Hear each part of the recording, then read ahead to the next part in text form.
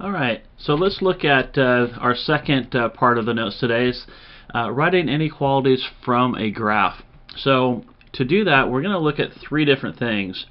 So the first thing you're always going to have is your variable. Okay. The second thing you're going to have is your inequality sign.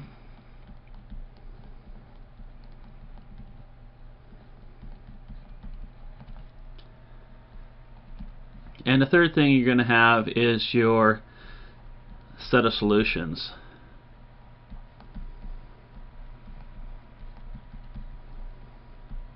Okay, so it's going to have those three things when you look at it. And so real quick, let's just write a couple up here, and we'll use -2 as our starting point for each one of these, just to show you kind of the difference between them. And let's make the first one, let's color that one in.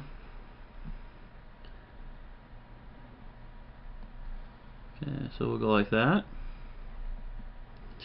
And on the second one, we'll leave it open.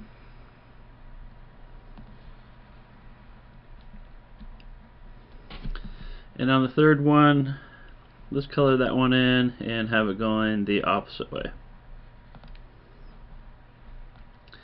Okay, so what we're doing from here is looking at the graph and actually writing out the inequality that that represents. And to do that, kind of like I started out with, we have these three components. You have your variable, your inequality, and your set of solutions. So simply for the variable, we're just going to use x. So we know we're going to start that out with x. And then we also know that we are starting here with that -2. Okay, so we have our variable, we have our set of solutions, but what we don't know is what that inequality is going to be. So, and that's just judging by what the circle represents. So because this circle is enclosed, it means that the set of answers includes the -2.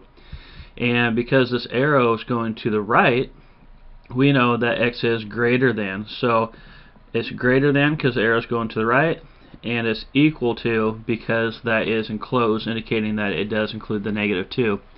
So it's really that simple. So x is greater than or equal to a -2. Okay, on the second one, we changed it up just a little bit. And remember, we're still using the same variable, so we're just going to use x.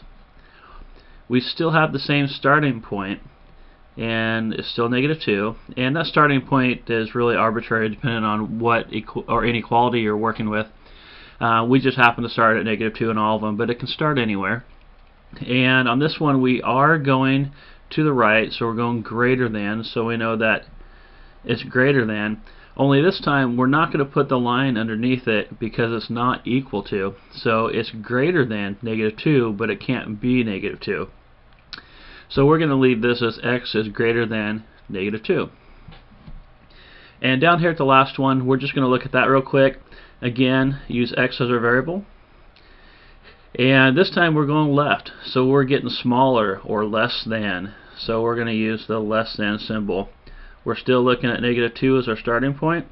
Only this time it does include -2, that's colored in, so we can put the equal sign under it.